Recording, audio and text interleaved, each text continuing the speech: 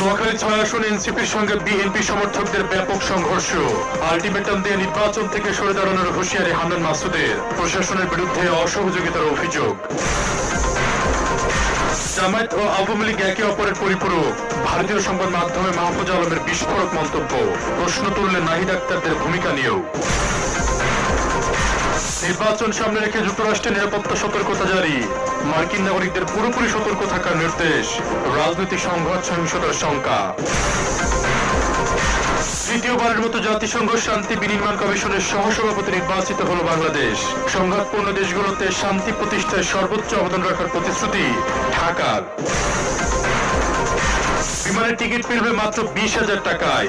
Saudi প্রবাসীদের বড় সুখবর দিল অন্তর্বর্তী সরকার। ইতিবাচক সিদ্ধান্ত বলছেন বিশ্লেষকরা। নোয়াখালীর দ্বীপ উপজেলার হাতিয়ায়